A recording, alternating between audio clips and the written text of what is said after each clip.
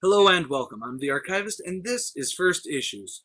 These are the releases from the week of March 26, 2014. And boy, were there a lot more this week than I think I've done yet. But first, I do want to say I've got to give a big thanks to Jello for getting me this Indigo Tribe Ray Palmer. Nothing special, just that it does count as my first fan gift, so awesome. But let's zip up and get going with some comics before you guys fall asleep. First up is Iron Patriot #1, written by Alice Cott and artist Gary Brown. While he is called Iron Patriot in the Iron Man movies, this is James Rhodes' first foray into being called Iron Patriot, or wearing the colors, so far as that I know. I could be wrong there. We get a clear sense of who the characters in this are going to be at the get-go, with his father and niece being primary supporting players. Though I do have one really serious question. When did Rhodey become Steel? What I mean by this is that his niece is a tech prodigy and really just reminds me so much of Natasha Irons, it's damn near plagiaristic. Overall, I'd say that the art is pretty good, at least on par with the other comics from Marvel right now, and the writers give a solid rationale for War Machine to become Iron Patriot, and ends with a decent enough hook for the second issue. I'd say it's worth a buy. Yeah, I know, I'm shocked too that I'd say it's worth a buy. But really, it is good. Next is Silver Surfer #1 by Dan Slott and Michael and Laura Allred. If you know what the cover is paying homage to, then you have the gist of this comic. It is a full-on Kirby throwback, full swing, especially with the art and colors, which is why I added Laura Allred onto the creative team. And really, as a throwback issue to the old Marvel cosmic feels, complete with Kirby, Crackle, ink dots, and a very Silver Agey storyline, Silver Surfer really divides me. See,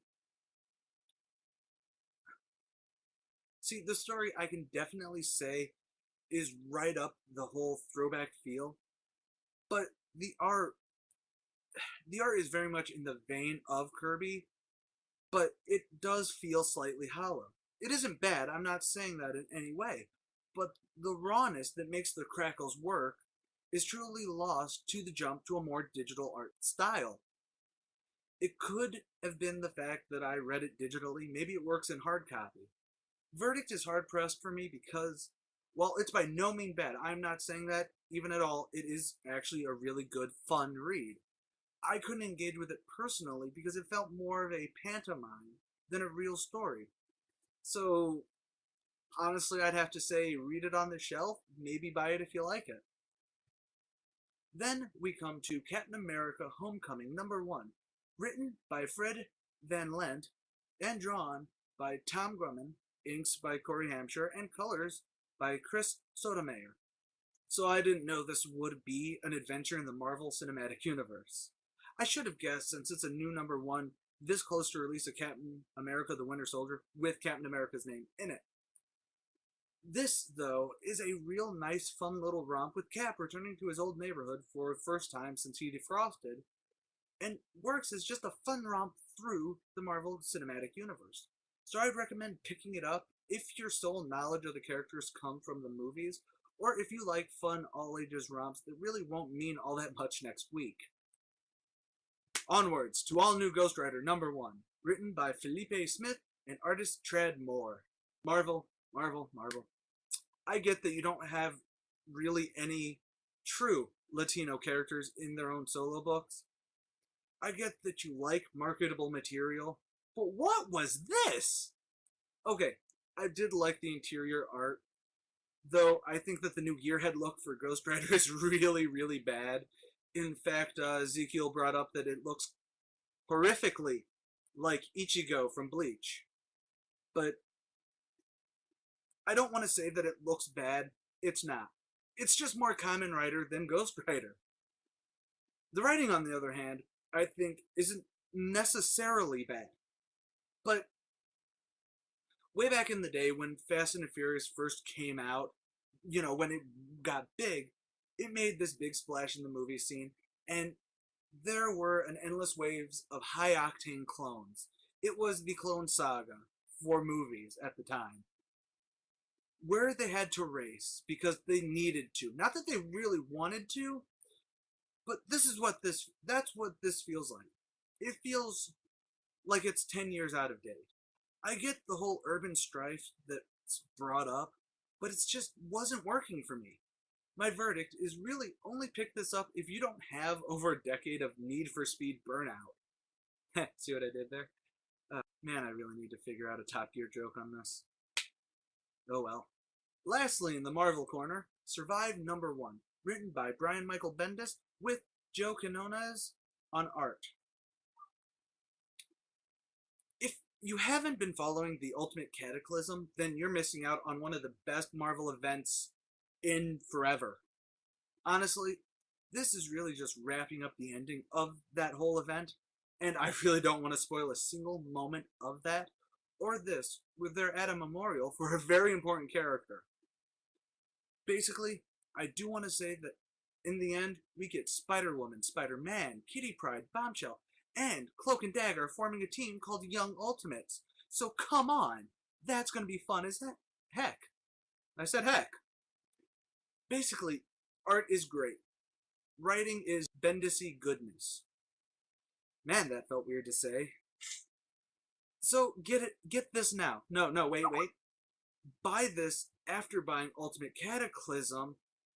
It'll be worth it, and you're welcome. So let's get out of this hoodie and check out the indie circuit.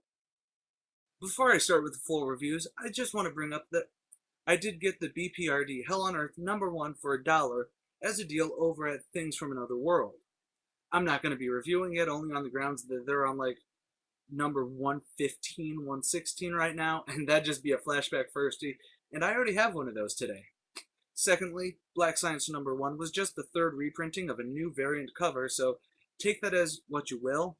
Otherwise, on with the reviews. First on the list is Blackout #1 from Dark Horse Comics, written by Frank Barbiere and art by Colin Lorimer. I'm not too sure about how I feel about this one. It's not bad, but at the same time, sometimes the story can get a bit sporadic and mildly confusing. But overall, it's definitely okay. The art is pretty good, though the colors can sometimes lead to a bit of confusion if you're used to color saturation changing for flashbacks and such. So, it's a read on the shelf, but I think the King Tiger preview with story by Randy Stradley and art by Doug Whately that really makes this worth a buy, if only for the first couple pages of that preview.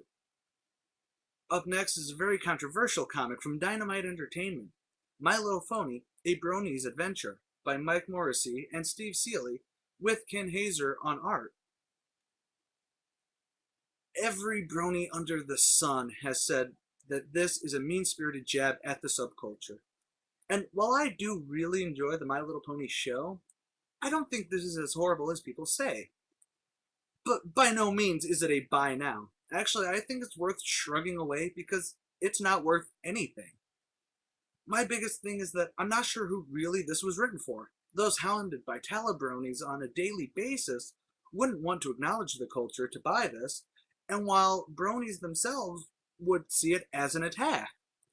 But again, I really don't see anything truly despicable about it. So basically, I say if you're really curious, borrow it from a friend, but otherwise ignore it. Then we get to Rocky and Bullwinkle #1 from IDW by Mark Evanier and Roger Langridge. I really don't know what to say about this because it truly is just like the show, though with some minor narrative boxes, but last I recalled there was a narrator for the TV show, so it's really a wash on that front. And other characters do make a comeback, like Dudley Do-Right. So I'd say it's definitely buy this in hard copy.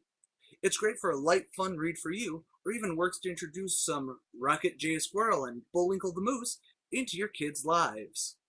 I don't think I've read a lot of Avatar Press titles, so let's dive directly into Uber Special #1, written by Kieran Gillen and illustrated by Gabriel Endred. I've never read Uber before, but from what I can tell, it's about World War II, only if there were superhumans in it. This particular special is fleshing out the backstories of major characters, and you know what? It's freaking awesome! And just the first couple of pages alone really drive home what I feel must be the tone and style of the Uber series as is, and really just makes me want to read the hardcore adventures of these characters. Yes, it's for those people who like a bit of ultraviolence, but I know a lot of people forget in comics and in general history, World War II was a very violent war. So I'd say pick this up and get your hands on the Uber series right now. So, since I don't feel like being assaulted by Tux, Jello is going to be covering Real Heroes #1 from Image Comics, written and drawn by Brian Hitch. Thanks, Mr. A. So this Image comic has an interesting premise to it. What happens when actors who portray superheroes are forced to become actual superheroes?